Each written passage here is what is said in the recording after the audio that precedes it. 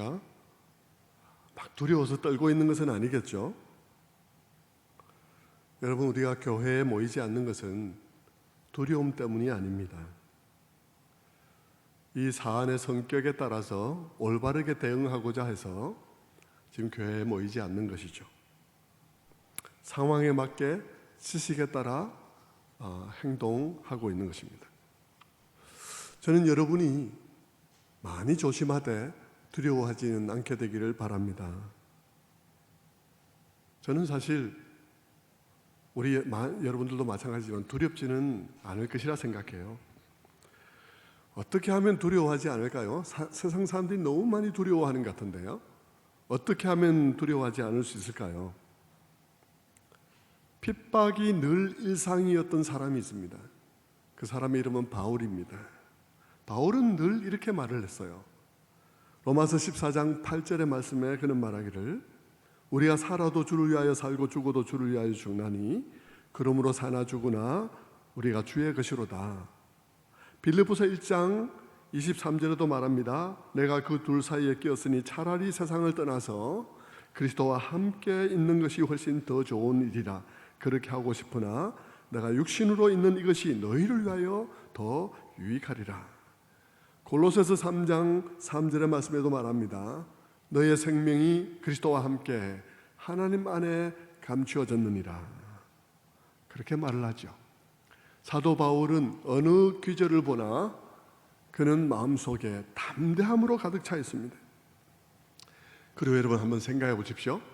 그 담대함의 기초가 뭐라고 생각하세요? 사도 바울의 그 담대함의 기초, 사도 바울의 그 담대함의 기초는 예수 그리스도를 아는 지식입니다. 예수 그리스도를 아는 것이 그 안에 풍성하니까, 예수 그리스도를 바르게 알고 깊이 알고 풍성하게 아니까 두려움이 사라지게 되는 것이죠. 그분에 관한 비밀을 알게 되니까 그런 것입니다. 비밀이라는 것은 특별히 숨기려 해서 비밀이 아니라 사람들이 말해줘봐야 모르니까, 설명해줘야만 줘도 모르니까 그래서 비밀이 되어버렸죠. 그 예수 그리스도의 위대함이 감추어져 있던 그 위대함이 내 마음속에 와 닿을수록 내가 그분을 아는 사람이 된 것이 너무 영광스럽게 되는 것입니다. 그리고 그분의 위대함이 내 마음속에 벅차오르면 우리는 내가 이 위대한 분 안에서 내가 참 안전한 사람이구나 하는 사실을 알게 되죠. 그분 안에 있다는 것이 감격적이 되는 것입니다. 그리고 그분을 아는 지식 안에서 안전을 느끼게 되는 것입니다. 그래서 성경은 다니엘서에서도 뭐라 그러나요? 다니엘서 12장 32절의 말씀에 오직 자기 하나님을 아는 백성은 강하여 용맹을 떨치리라. 하나님을 아는 백성은 강하여 용맹을 떨치게 된다. 다윗도 뭐라 그럽니까? 다윗도 시편 18편 29절의 말씀에 내가 주를 의뢰하고 적군을 향해 달리며 내 하나님을 의지하고 담을 뛰어넘나이다. 그는 정말 거칠 것 없이 내달리는 그런 다윗의 모습이 보이는 듯 하지 않습니까?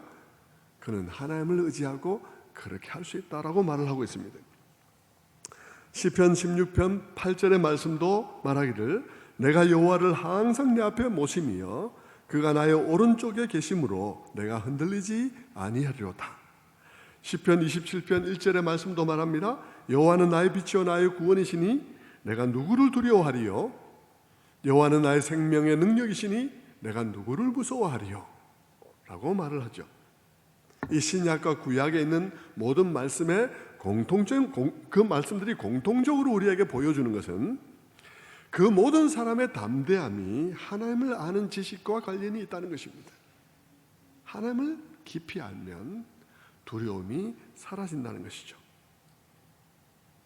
그래서 하나님을 아는 것이 지금 이 순간에도 너무 중요한 것입니다.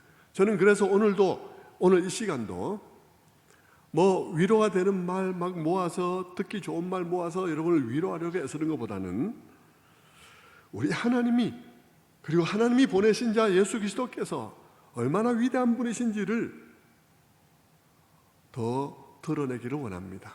그리고 예수 그리스도 안에서 나타난 하나님의 사랑과 그 예수 그리스도 안에서 나타난 구원의 의지, 하나님의 구원의 의지가 얼마나 확고한 것인지를 드러내기를 원합니다. 우리가 그것을 알면 알수록 그분 안에서 우리 마음이 기쁠 것입니다. 그리고 평안할 것입니다. 담대하게 되겠죠. 우리가 그분께 우리의 모든 염려를 맡기게 될 것입니다. 여러분, 너희 염려를 주께 맡기라는 말씀 속에 있는데 우리가 어떻게 우리 염려를 주님께 맡기겠습니까? 맡겨야지. 기도하면서 맡겨야지. 안 맡겨집니다. 여러분, 기도하러 와서 맡기려고 아무리 노력해도 맡기기는커녕 그 문제만 깊이 생각하다 도로 짊어지고 집에 돌아가게 되죠.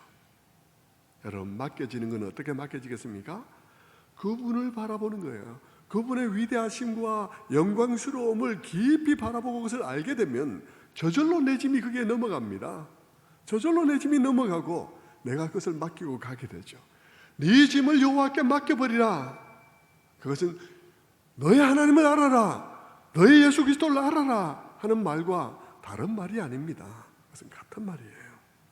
그래서 오늘도 다시 요한복음으로 돌아가려고 합니다. 지난번에 우리가 동일한 말씀을 생각하다가 말았습니다. 요한복음 1장 14절의 말씀이죠. 말씀이 육신이 되어 우리 가운데 거하심에 우리가 그의 영광을 보니 아버지의 독생자의 영광이요 은혜와 진리가 충만하더라. 우리는 이 말씀을 가지고 2주 전에 무엇을 들었습니까? 요한은 차근차근 요한복음 1장 1절로부터 무언가를 설명하기 위해서 예수 그리스도를 본격적으로 등장시키기 위해서 하나하나 진행하고 있습니다. 이제 요한복음 2장에 들어가게 되면 예수님께서 가나의 혼인잔치에 이렇게 등장하시게 될 터인데, 예수님을 등장하기 전에 지금 요한이 서론으로서 예수님에 대해서 이야기를 하고 있는 것입니다. 그냥 등장하면 사람만 보이니까요. 그냥 등장하면 나사렛 출신 사람만 보이니까 이분이 누구신지를 우리에게 먼저 설명해 주고 있는 것이죠. 그래서 요한은 요한복음 1장 1절로부터 우리에게 계속해서 말을 하고 있는 것입니다. 그 말의 요점은 뭐냐 그러면 예수님은 하나님이라는 것입니다. 그분은 처음부터 계셨고 창조의 실행자였으며 그래서 모든 만물이 그분으로 말미암았다라고 말을 했습니다. 그래서 모든 만물이 그분으로 말미암았기 때문에 생명은 그분 안에 있다. 그분 안에 생명이 있다. 그리고 그분 안에 있는 생명과 모든 산 것들로 살게 하는 생명의 원리가 그분 안에 있고, 그 생명의 원리가 우리를 향해서 나타날 때 그것은 빛이다 라고 요한은 우리에게 말했던 것이죠. 그게 요한이 앞에서 1절부터 쭉 5절까지 말씀했던 것입니다. 그런데 문제가 있다고 6절부터 말을 하고 있죠. 이 세상 문제는 뭡니까? 문제는 여러 가지 문제가 있는데 그중 하나는 이 세상이 어두움 가운데 있다는 것입니다. 그리고 또 다른 하나는 우리가 소경이라는 것입니다. 이 세상이 어두움 가운데 있다는 것은 이 영적인 어두움 가운데 있다는 뜻인데, 이 어두움은 빛이 온다고 물러가는 어두움이 아니라 그랬습니다. 오히려 이 어두움은 빛이 오면 못 알아보거나 아니면 빛이 오면 오히려 빛을 이겨 먹으려고 덤벼드는 어두움입니다. 그래서 이건 자연의 어두움이 아니죠. 이 어두움은 영적인 어두움인 것입니다. 그리고 게다가 우리가 소경이라 그랬습니다. 어느 정도 소경이냐 그러면 세례 요한이라는 이 빛을 소개하는, 이 땅에 오신 빛이신 예수 그리스도를 소개하는 사람을 같이 보내야 했습니다. 그런데 소개하는 사람을 같이 보내도 자기 땅에 왔지만, 그분이 자기 땅에 왔지만 자기 백성들이 그분을 영접하지 못했어요. 무슨 말이냐? 소경인 것이 전부가 아니라는 것입니다. 증인을 보냈는데 영접하지 못했다. 왜 영접하지 못했겠습니까? 보지 못하니까 증인을 보냈겠죠. 증인을 보냈는데 영접하지 못했습니다. 왜 영접하지 못했겠습니까? 들리지 않으니까 영접하지 못한 것이죠. 그래서 요한은 이 땅의 절망적인 상태를 몇중적으로 보여주는 것입니다. 이 세상을 지배하고 있는 것이 어두움이요, 이 어두움은 영적인 어두움이다. 그 가운데 살아가는 우리도 소경이다. 소경일 뿐만 아니라 귀머거리다. 그래서 그런 가운데 있는 우리는 예수 그리스도가 우리 가운데 빛으로 생명의 원리로 찾아온다 하더라도 영접할 수가 없다. 영접할 수 있는 가능성이 전혀 없다 하는 이야기를 하고 있는 것이죠. 요한은 그렇게 우리의 불가능성을 이중상중적으로 얘기를 하고 난 다음에 갑작스럽게 반전을 일으킵니다. 그러면서 말하기를 그런데 영접하는 자가 있더라 라고 말을 하고 있는 것입니다. 어떻게 영접하는 자가 있을 수 있습니까? 이렇게 세상은 어두움 가운데 있고 어두움은 빛이 와도 모르고 빛을 이기려고 덤벼들고 있고 빛이 왔지만 사람들은 그 빛을 볼 눈이 없고 눈이 그 앞을 못 보는 상태에 있고 증인을 보내었지만 귀가 막혀 있는데 어떻게 믿는 사람이 나올 수가 있냐고, 어떻게 영접하는 사람이 나올 수 있냐고요. 한 가지 일이 일어났기 때문인 것입니다. 그 한 가지 일은 하나님이 무언가를 하셨기 때문에 영접하는 사람이 있는 것입니다. 이 세상이 이렇게 하나님을 싫어하고 이렇게 하나님이라면 칠색팔색을 하면서 펄쩍 뛰는데 그런데도 불구하고 믿는 사람이 나온다는 것은 왜냐? 하나님이 무언가를 하셨기 때문이라는 것입니다. 무엇을 하셨을까요? 여러분, 빛으로 그 아들이 태초부터 있던 그 말씀이신 그 아들, 하나님이신 그 아들이 이 세상에 오셨습니다. 세례 요한이란 증인도 보내었습니다. 그런데 그것으로도 안 됩니다. 하나님께서 또 무엇을 하셨을까요? 하나님께서는 성령을 보내신 것입니다. 성령을 보내셨어요.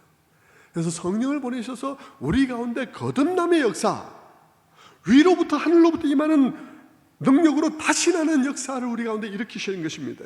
그래서 우리의 죽어있는 마음들, 죽어있는 영혼들이 살아나게 하신 것입니다.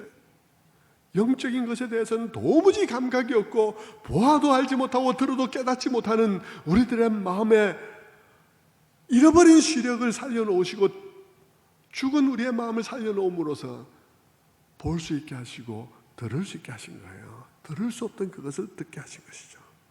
그래서 영접하는 사람이 나오게 된 것입니다. 성도 여러분, 저도 그렇게 해서 믿게 된 줄로 믿습니다. 여러분도 그렇게 해서 믿게 된 줄로 믿습니다. 우리는 그렇게 하지 않으면 믿을 수 있는 사람이 아무도 없어요.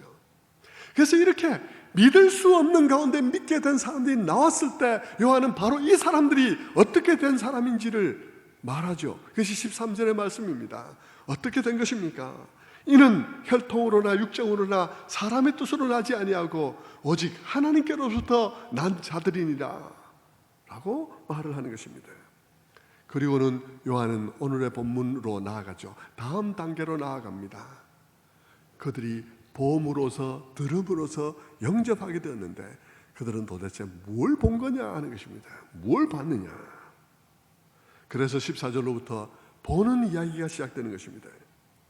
그렇게 난 사람, 위로부터 오는 능력으로 거듭난 사람, 성령으로 인해서 거듭난 사람들은 보게 되는데 뭘 보고 뭘 듣게 되었냐 하는 것입니다. 예수님을 보게 된다는 것입니다. 하나님 아들 예수 그리스도가 보이게 된다는 것입니다. 말씀이 육신이 되어 우리 가운데 거하시게 되었는데 우리가 그분을 보게 된 것이죠. 그래서 요한은 이 처음부터 계셨던 그분이 이 땅에 오셨는데, 예수님께서 이 성육신 하셨는데 이 땅에 오셨는데 그것에 관해서 말할 때 이렇게 시작하는 것입니다. 우리가 보니라고 시작을 하는 것입니다. 우리가 보니라는 말은 뼈가 있는 말입니다. 너희가 보니 이런 말이 아닙니다. 세상이 보니 이런 말이 아닙니다. 우리가 보니, 누구? 하나님의 성령으로 거듭난 우리가 보니 하나님의 독생자의 영광이요 은혜와 진리가 충만하더라. 우리가 보니까요. 우리가 보니까 그렇다는 것입니다. 성도 여러분, 세상은 그분을 보아도 아무것도 보이지 않고 그분의 말씀을 들어도 아무것도 느껴지지 않는데 우리가 보니, 우리가 들으니 들리는 것입니다. 우리가 보니 보이는 것입니다. 우리가 보니 그분 안에는 하나님의 독생자의 영광이 보이는 거예요. 그리고 은혜와 진리가 충만하다는 것이 보입니다. 예수라는 이분 안에 얼마나 큰 은혜와 영광이 있는지, 은혜와 진리가 얼마나 충만하게 있는지, 보는 사람은 다 봅니다. 근데 안 보는 사람은, 못 보는 사람은 아무도 볼 수가 없습니다. 참 신기하고 이상한 일인 것입니다. 세상에는 안 보이는 것이죠. 세상은 늘 껍데기만 볼 수밖에 없습니다. 영적인 것을 볼 수 없습니다. 껍데기만 보죠. 말씀이 육신을 입어 이 땅에 오셨다. 육신으로 왔으니까 보죠. 뭘 보겠습니까? 육신을 봅니다. 나사렛 예수를 봅니다. 아, 나사렛의 가난한 목수의 아들, 그 사람을 볼 뿐이죠. 그분 안에 있는 것을 보지 못합니다. 그러나 영적으로 거듭난 사람들은 어떻습니까? 영적으로 거듭난 사람들은 그분을 보니 하나님의 영광이 보입니다. 그래서 여러분, 거듭난 사람들은 그분을 알아가는 일이 너무 즐겁습니다. 그분을 알아가는 일이 너무 감격스럽습니다. 영광스럽습니다. 여러분, 제가 직장생활하며 그럴 때, 제가 중동에서 이렇게 주재원 생활을 할 때, 중동에는 점심시간이 있습니다. 그래서 점심시간이 한 4시간쯤 주어지는데요, 그러면 출근했다가 다시 집으로 돌아와서 점심 먹고 한숨 자게 되죠. 저는 자지 않고 그 시간에 앞으로 신학을 하게 될 거니까 책을 좀 봐야 되겠다 하고 책을 봤습니다. 책을 보면, 저는 점심시간에 그 책을 보고 나면 너무 은혜를 받고, 마틴 로이드 존스 목사님의 말씀도 읽고 막 이러지 하다 보면 은혜 받아서 눈물을 흘리다가 나오게 되죠. 저희 집사람은 그 당시에 별로 믿음이 없었는데 저를 보면서 참 신기하게 생각했다 그래요.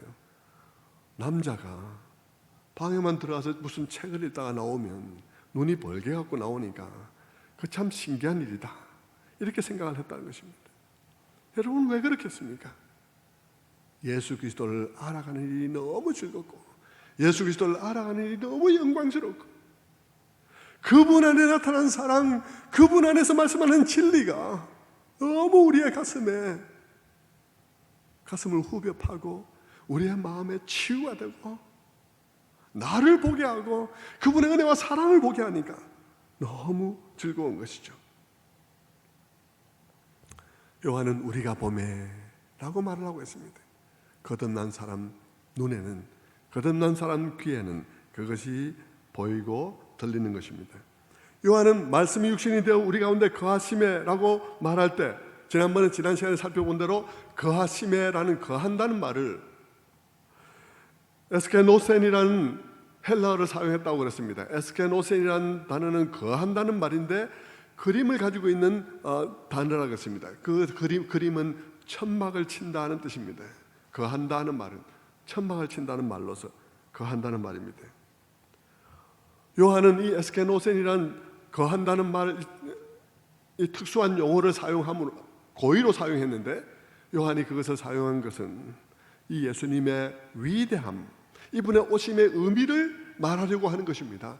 이분의 오시는 의미가 얼마나 깊은 것인지, 이분이 얼마나 중요한 분이신지, 얼마나 위대한 분이신지를 설명하려고 하는데, 에스케노센이라는 단어, 천막을 치고 우리 가운데 거하시다는 단어가 가장 적합하다 생각한 것이죠. 물론 성령님의 감동 속에서 선택된 단어라고 말을 할 수 있을 것입니다.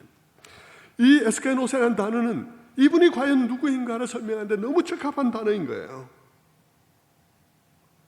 요한은 이 단어를 통해서 이 예수 그리스도는, 우리가 좀 있으면 2장으로부터 만나게 될 이 예수 그리스도는 단순히 사람이 아니라 사람이 되신 하나님이란 사실을 말하려고 하는 것이죠. 그래서 그 사람이 되신 하나님에 관한 이야기를 하기 위해서 에스케노센, 우리 가운데 거하심에, 우리 가운데 텐트를 치심에 라는 단어를 사용한 것입니다. 성도 여러분, 그것은 우리로 하여금 옛날에 일어났던 한 사건을 우리를 끌어가죠. 혹은 옛날에 일어났던 한 사건을 통째로 끌어오는 것입니다. 그것은 성막이었습니다. 광야에 세워진 성막, 그 성막이 예수님과 관련이 있다는 것입니다. 그 성막이 하나님이 그 백성 가운데 거하신 사건인데, 그것은 예수님을 설명하기 위한 상징적인 예고편이었다라는 라고 말을 하고자 하는 것이죠. 예수 그리스도의 탄생은 결코 평범한 사람의 탄생과 같지 않다는 이야기를 하려는 것입니다. 그것은 예고되었고 아주 세심하게 예고되었다는 이야기를 하려고 하는 것입니다. 그러므로 우리는 성막을 얼마나 풍성하게 이해하느냐에 따라서 예수 그리스도라는 인물을 우리는 깊이 이해하게 되는 것입니다. 여러분, 지난번에도 말씀드린 것처럼 성막은 하나님께서 모세에게 시내산에서 너 내려가거든 그 백성 가운데 내가 거할 처소를 하나 지으라 라고 말을 함으로 인하여서 성막을 짓게 되었습니다. 근데 여러분, 그 장면은 여러분 출애굽기의 상황을 가서 보면 상당히 당혹스러운 것이에요. 상당히 당혹스러운 일입니다. 왜냐하면 하나님은 조금 전까지 굉장히 무서운 분이셨거든요. 출애굽기 상황에서 하나님은 조금 전까지는 너무 무서운 분이죠. 여러분, 출애굽기 19장 같은 데 보면 하나님의 임재가 나타나죠. 시내산 위에 하나님의 임재가 나타납니다. 하나님의 임재라는, 우리는 기독교인들은 임재, 임하여 계신다는 임재라는 단어를 사용하죠. 그런데 여러분, 하나님의 임재가 어떻게 일어나겠습니까? 하나님이, 보이지 않는 하나님이 여기 와서 의자에 앉겠습니까? 아니면 임재가 어떻게 일어날까? 어떻게 와 계신지 우리는 알 수가 없어요. 그러나 우리가 알 수 없다고 그 일이 없는 것은 아니죠. 하나님이 임재할 수 있습니다. 그런데 임재한다는 것은 도대체 뭘까? 우리가 이해하기에는 너무 어려운데, 뭐 하나님이 무슨 옷을 입고 계신 것도 아니고 형체가 보이는 것도 아니고, 그렇지만 여러분, 우리는 아무것도 없이 상상이 너무 어려우니까 우리가 옷을 입고 있는 사람으로 말하자면 하나님이 임재하셨다, 시내산 위에 임재하셨다는 말이 무슨 뜻일까요? 뭐 거기에 그냥 손가락에 하나 스쳤다는 말일까요? 아니면 옷자락에 하나 스쳤다는 말일까요? 무슨 뜻일까요? 여러분, 정말 하나님의 임재라는 것은 조금 하나님께서 거기에 자기를 나타낼 만한 무엇을 조금 나타냈다는 말일 것입니다. 그래서 막 비유적으로 말하자면 옷자락이 스쳤다고 말을 할 수도 있습니다.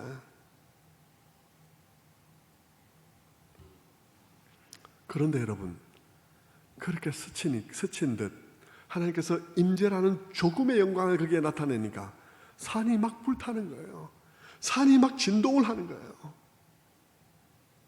여러분, 22,000볼트가요, 어떤 쇠붙이에 약간 스치기만 해도 쇠붙이가 불덩어리가 돼버리잖아요.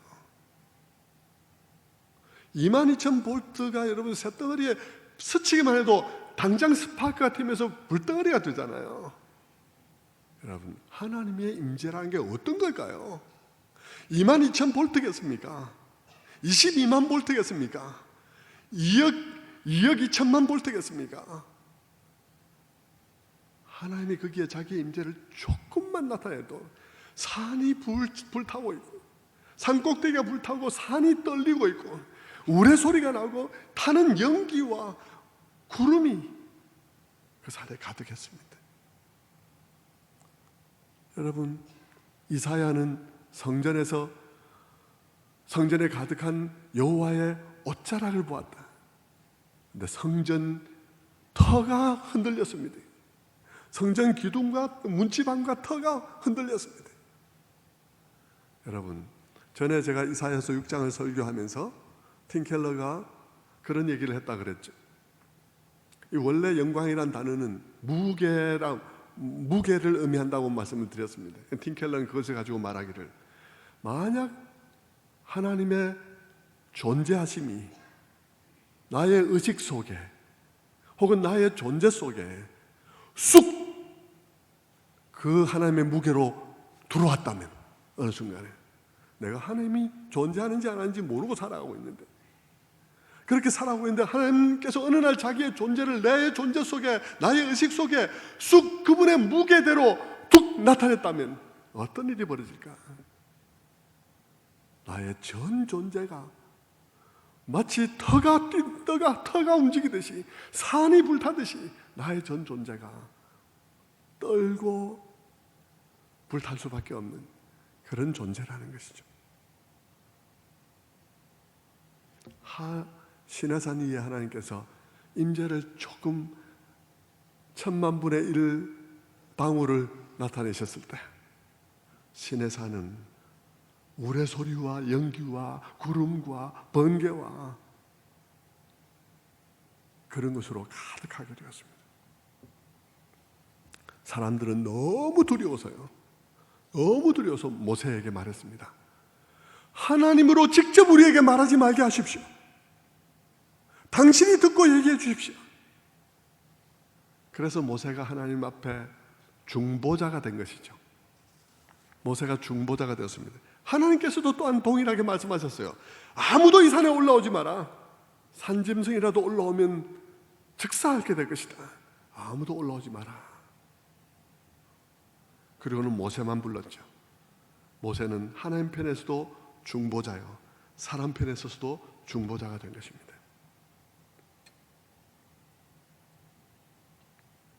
그리고 하나님께서 모세에게 말했어요.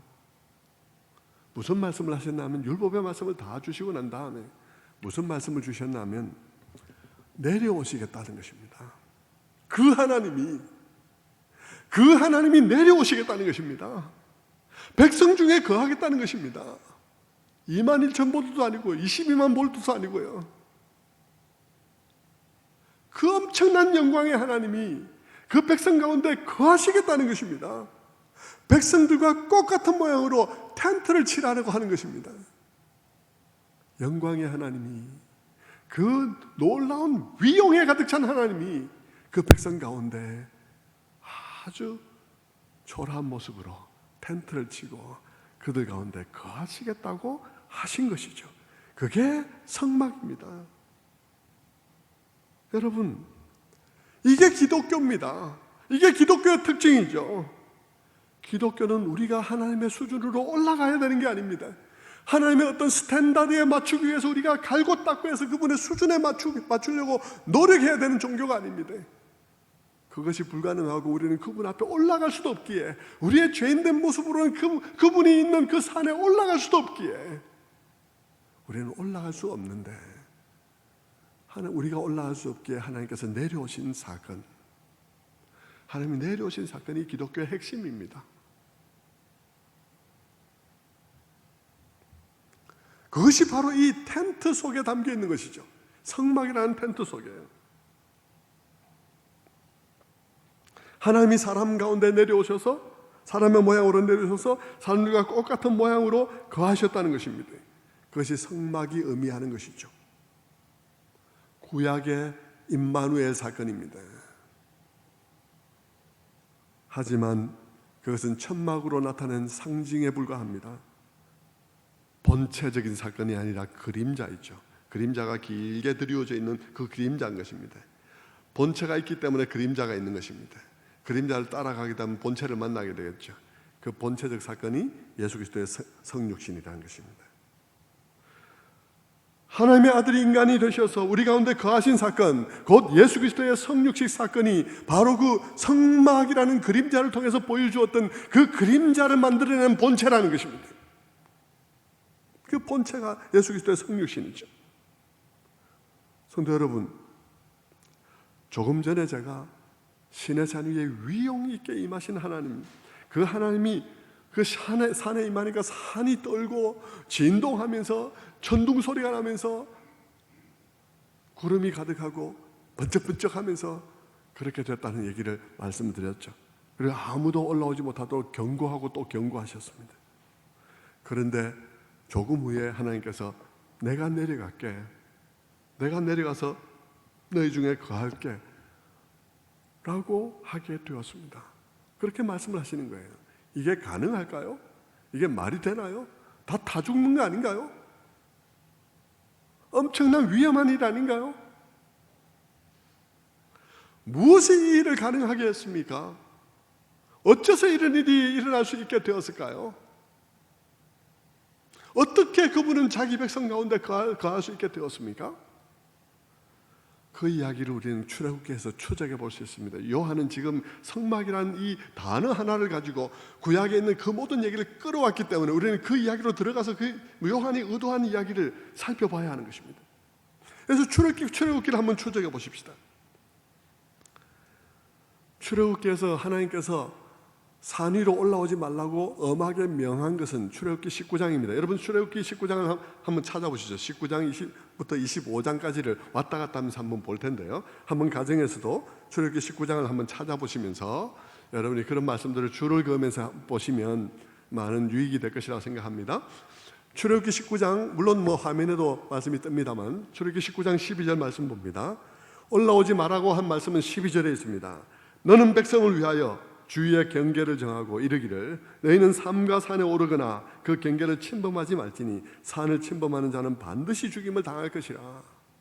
하나님께서는 올라오지 말라고 말하죠. 그리고 성막을 지으라고 한 말씀은 출애굽기 25장에 있습니다. 25장 8절에 있습니다. 25장 8절을 보면 내가 그들 중에 거할 성소를 그들이 나를 위하여 짓되 물은 내가 네게 보이는 모양대로 지을지니라. 그렇게 25장 8절에 있죠. 자, 그렇다면 19장에 올라오지 말라, 올라오면 다 죽는다 한 말씀과 25장에 내가 내려갈게 너희 중에 거할게 하는 이 두 말씀 사이에는 무슨 일이 있었기에 그 22만 볼트 이상 되는 그 하나님이 그 가운데 와서 있어도 아무 문제가 없는 것입니까? 무슨 일이 있는 것일까요? 그 중간에 무슨 일이 있은 걸까요? 19장과 25장 사이에 무슨 일이 있을까?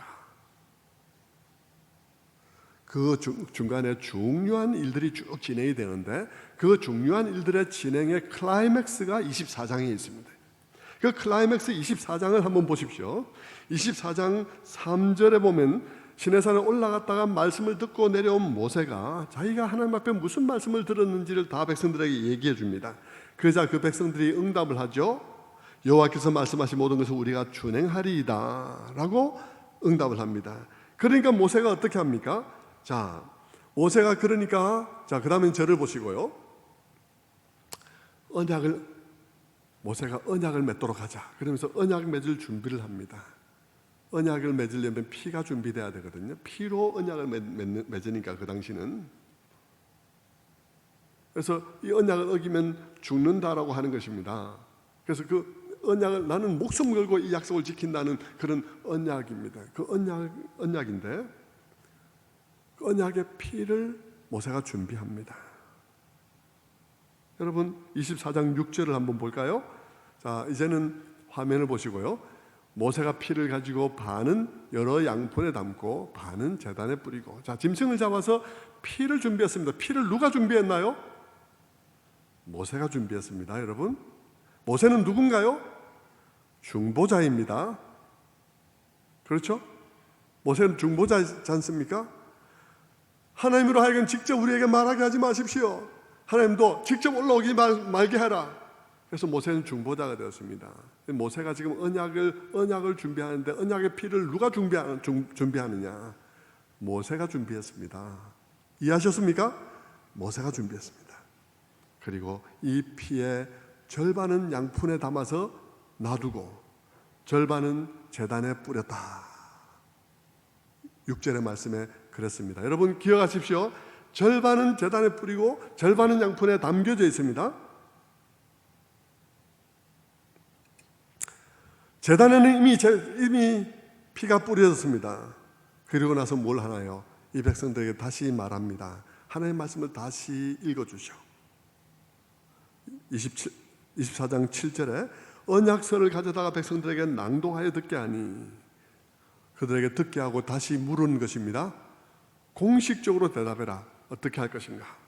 그들이 대답합니다. 24장 7절에 그들이 이르되 여호와의 모든 말씀을 우리가 준행하리이다. 백성들이 응답했습니다. 그래서 어떻게 하나요? 그 다음에 양푼에 담아놨던 피를 백성들에게 뿌렸습니다. 막 이렇게 뿌렸습니다. 막 담아서 뿌렸습니다. 백성들에게. 그러면서 말하죠. 24장 8절을 유심히 보십시오. 모세가 그 피를 가지고 백성들에게 뿌리며 이르되 이는 여호와께서 이 모든 말씀에 대하여 너희와 세우신 언약이니라. 여러분 유의해서 이 보면요, 여호와께서 너희의 이 모든 말씀에 대하여 너희와 세우신 언약이다. 언약 누가 세웠나요? 여호와께서 세우신 언약이란 것입니다. 니하고 나하고 세운 언약, 책임을 반반이 책임을 지고 세운 언약이 아니고요. 네가 이 말씀을 받아들이겠느냐? 네가 이 말씀을 너의 삶의 그것으로 받아들이고 결심했느냐? 그래, 네가 이것을 충분히 다 지키고 안 지키고 문제가 아니라 네가 그런 결심을 했다면, 네가 그렇게 진정으로 네가 그렇게 결심했다면 내가 내 언약의 피를 뿌리겠다. 그리고 이것이 내가 세운 언약이다. 너는 나의 언약 백성이다. 이렇게 이야기를 한 것이란 것입니다. 여러분, 우리는 하나님과 언약 백성이라고 말할 때 하나님과 내가 50%씩 책임을 나누어지고, 하나님은 하나님 약속 지키십시오, 나는 내 결심을 지킬 것입니다, 이렇게 해서 성립한 언약이 아니라는 것입니다. 우리는 그분이 세우신 언약의 백성입니다. 그분이 자기 피로 세우신 언약의 백성입니다. 그래서 중보자인 모세가 피를 준비하고는 반은 뿌려놓고 반은 들고 있다가 결심한 사람들에게 뿌려준 거예요. 이해되셨습니까? 이건 누가 세운 언약입니까? 하나님과 내가 세운 언약이 아니에요. 그분이 세우신 언약입니다. 나는 그분의 언약을 받아들인 사람이죠. 그분이 자기 피로 세운 언약을 받아들인 백성입니다.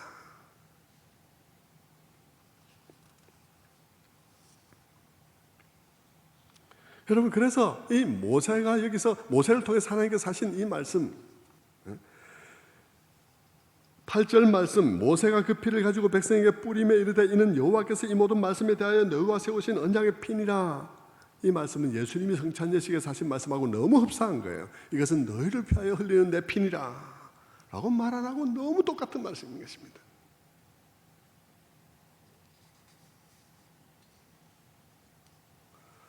그것은 사실 중보자이신 예수 그리스도의 십자가의 피를 상징하는 것이죠.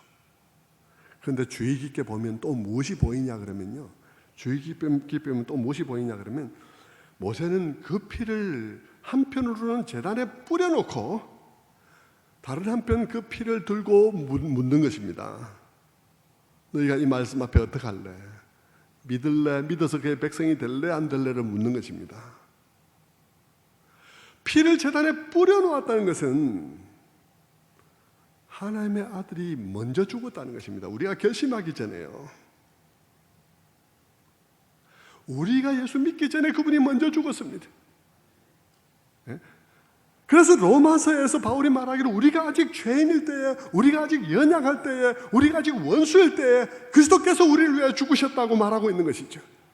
우리가 아직 그분을 받아들이기 전에 그분이 자기 피를 먼저 흘려놓으시고, 그리고 속죄의 제사를 먼저 드리시고 제단에 피를 뿌려놓았다 했잖아요. 제단에 피를 뿌려놓았다는 말처럼 주님께서는 우리를 위한 속죄의 제사를 먼저 드려놓으시고 이 놀라운 복음을 우리에게 그 다음 제시를 하신 거예요. 피를 들고, 네가 이것을 받아들이면 내가 너한테도 피를 뿌릴게. 그러면 네는 언약 백성이 되는 거야. 내가 세운 언약의 백성.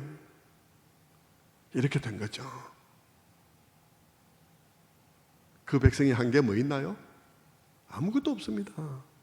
받아들인 것밖에 없어요. 영접한 것밖에 없어요.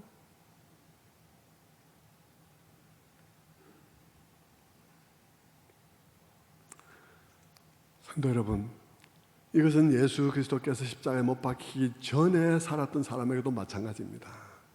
먼저 예수께서 죽으셨습니다. 왜냐하면 예수님께서는 하나님께서 그것을 작정하셨을 때 이미 죽은 것이기 때문입니다.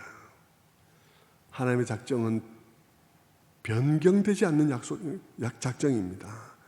영원한 작정 가운데서 그 아들을 죽이기로, 우리를 위해서 희생제물로 내어주시기로 작정하셨을 때 그 아들은 이미 죽었습니다. 그러므로 여러분, 제단에 피를 뿌려놨다는 것은 언제나 성립하는 말씀인 것입니다. 요한계시록도 그렇죠. 요한계시록 5장 6절도 말합니다. 보좌 앉은 이의 오른손에 있는 책의 인을 뗄 자를 소개하면서 말하기를, 내가 또 보니 보호자와 내 생물과 장로들 사이에 한 어린 양이 서 있는데 일찍이 죽임을 당한 것 같더라. 여러분, 그분이 자기 생애 중에 일찍이 죽임 당한 것도 물론 죽임 당했지만 그보다 훨씬 더 이전에 일찌감치 죽임 당하신 분이십니다.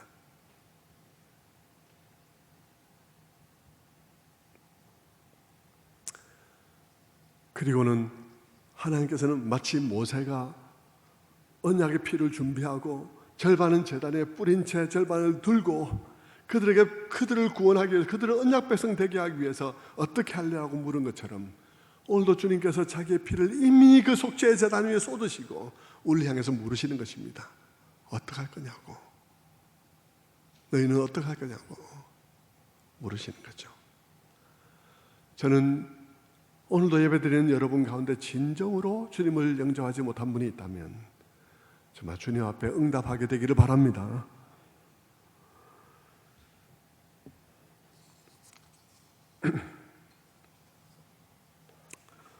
자, 언약 백성이 되면 어떻게 되는가요? 언약 백성이 되면 어떻게 될까요? 그것 또한 출애굽기 24장이 보여줍니다.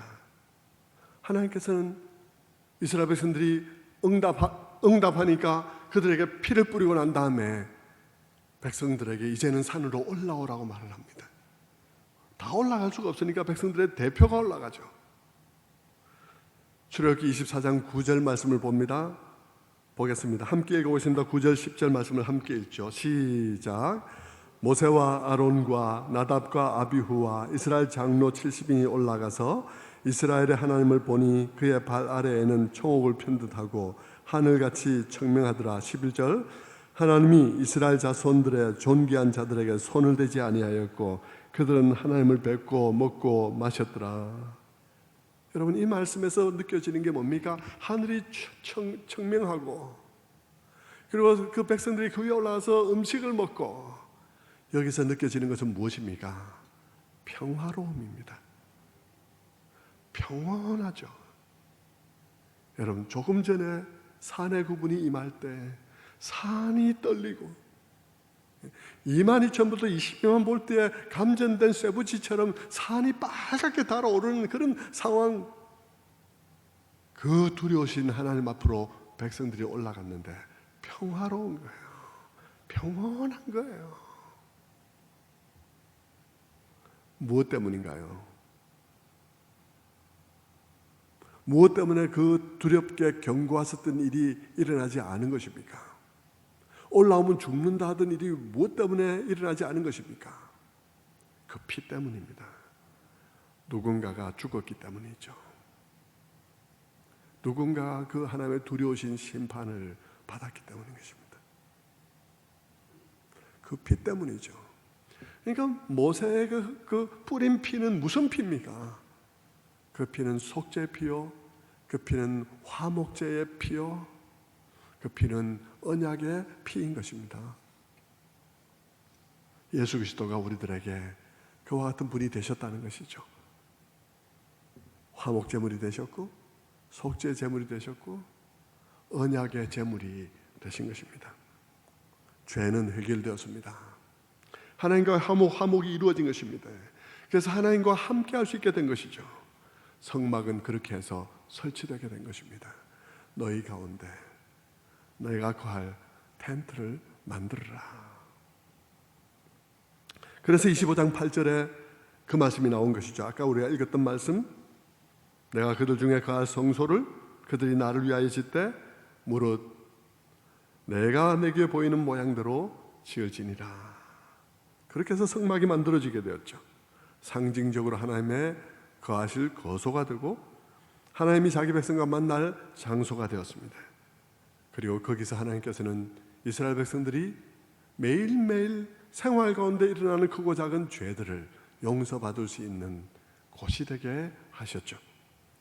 요한이 예수님의 성육신 사건을 에스케노센, 우리 가운데 거하심에, 우리 가운데 텐트를 치심에라고 설명한 것은, 그렇게 표현한 것은 바로 그 텐트로 나타났던 구약의 그 놀라운 의미가 바로 이분 안에서 완전하게 성취되었다는 말을 말하고자 하는 것입니다. 그 텐트가 만들어졌던 그 역사적인 배경을 안다면, 그 상황을 안다면 예수님이 이 땅에 오신 사건이 어떤 사건인지를 알 수 있을 것이라고 말하는 것입니다. 그것은 겉으로 보면 너무 초라한 텐트이지요. 너무 초라하지 않습니까?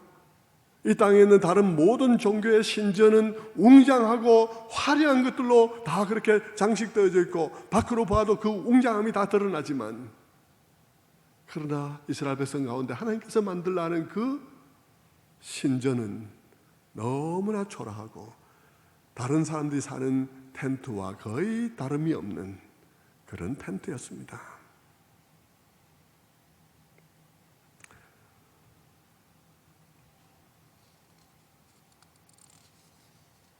그런데 그 텐트도 사실 알고 보면 어떻습니까? 알고 보면 이런 엄청난 의미를 가지고 있는 그 엄청난 산위에 임하셨던 그 엄청난 하나님이 임하신 사건이요, 겉으로 보면 그렇게 초라해도 그 안을 들여다보면 놀라운 화려함, 그 안에는 금촛대도 있고 그 안에는 빛도 있으며 그리고 그 안에는 생명의 떡인 진설병도 있고 그 안에는 각종 아름다운 색실로 만들어진 휘장과 모든 수놓은 것들이 그 안에 있는 것입니다. 정말 아름답게 되어 있는 것입니다. 그것이 예수 그리스도께서 이 땅에 오신 사건을 의미한다는 것입니다. 주님이 이 땅에 오셨을 때에도 마구간에서 출생하시고 가난한 목수의 아들로 태어나서 서민처럼 살아가셨지만, 그래서 사람들은 그저 세상적인 조건에서 그의 화려함을 볼 수가, 화려함이 보이지 않으니까, 세상적인 조건에서 화려함이 보이지 않으니까, 그러니까 그분에 대해서 사람들은 별다른 것을 보지 못하였지만, 그러나 아는 사람들이 그분을 보면 엄청나다는 것입니다. 엄청나죠. 성막에 제사장들이 일하지 않습니까? 성막에 제사장들이 그 안에 들어가면 안에 있는 화려함을 볼 수 있습니다. 우리가 제사장입니다. 우리가 왕 같은 제사장입니다. 우리는 그래서 압니다. 여러분이 만약 예수 그리스도를 진실로 믿어서 그분의 백성 되었다면 다 왕 같은 제사장인데, 여러분이 제사장이라면 그분 안에 들어가 그분 안에 있는 모든 보배로운 것들을 보게 될 것입니다. 그래서 우리는 압니다.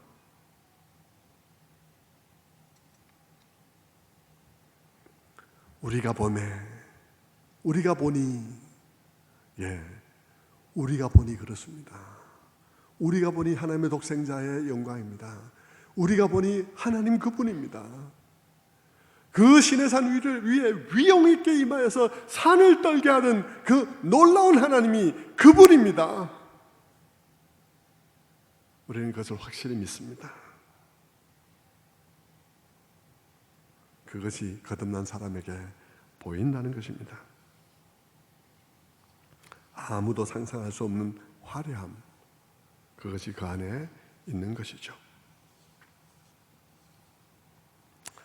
자, 오늘도 다 말할 수가 없는 것 같습니다. 은혜와 진리가 충만하다는 것은 다음 주에 또 살펴보기로 하고요.